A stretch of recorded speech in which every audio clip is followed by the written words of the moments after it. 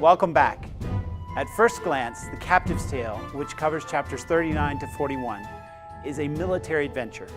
Unlike the novel of the Curious and Pertinent or the narratives of the Sierra Morena lovers, which are essentially melodramas located in cities like Florence, Osuna, and Cordoba, The Captive's Tale takes place on an international level, out on the high seas, from one end of the Mediterranean to the other, and all across Europe and North Africa, Spain, the Netherlands, Greece, Turkey, and Algeria.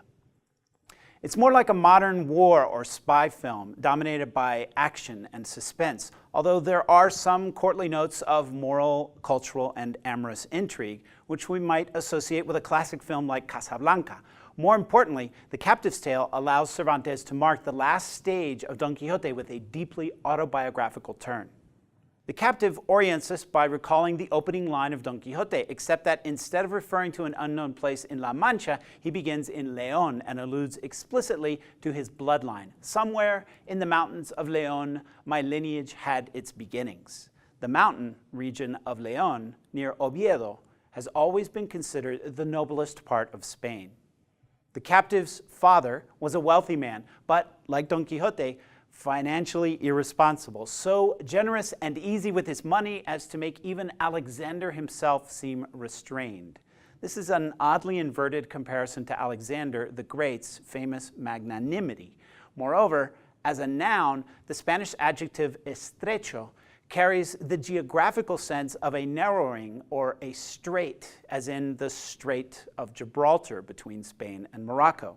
Conscious of his weakness, approaching death, the captive's father divided his estate among his 3 sons. He tried to sell the estate to one of his son's uncles so that it would not part from the family's tree, and he gave each brother 3,000 ducats, an enormous sum of money. As the saying goes, 3 things can make a man prosperous: the church, the sea, or service to the king. So the father expressed his desire that one son devote himself to letters, the other to commerce, and the other serve the king in war, for it is difficult to find a place at court. Here's our first autobiographical detail. Cervantes unsuccessfully sought official posts most of his life, without obtaining much more than a brief diplomatic mission to Oran. As the eldest son, the captive chose the profession of arms, the second, the art of commerce, and the third, letters. Note this allusion to commerce as an art.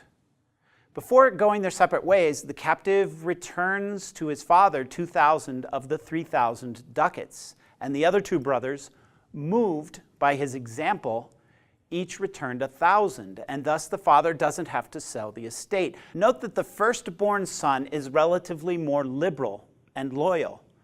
So the younger brother goes to Salamanca, the middle one to Seville, bound for the West Indies, making use of the inheritance ascribed to him, that is, investing it in his business, and the captive departs for Alicante, where there was news that a Genovese ship was being loaded with wool bound for Genoa.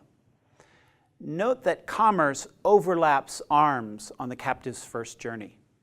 Note also how the youngest son stays in Salamanca, the intellectual heart of Spain, and the respective paths of the elder brothers suggest Spain's continued imperial expansion from Andalusia toward Italy and the New World.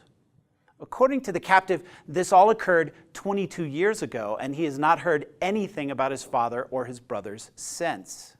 Now we read about the specific details of the captive's military career. I embarked at Alicante. I made the prosperous journey to Genoa. I went from there to Milan, where I regaled myself with arms and the finery of a soldier. And while on my way to Alessandria de la Paglia, I learned that the great Duke of Alba was headed to Flanders. I changed my plans, joined him, served him in his campaigns, and found myself a witness to the deaths of the Counts of Egmont and Horn. 2 points here. First, the historical occurrence is narrated by the captive, along with his indications of elapsed time, help us to situate the events at our inn in the Sierra Morena between 1588 and 1590. Second, the beheadings of Counts Egmont and Horn by the Duke of Alba on June 5, 1568, were taken by many as marking a dark and tragic turn in Spanish foreign policy. That is, the captive's prosperous journey veers toward the ominous tyranny of the Duke of Alba.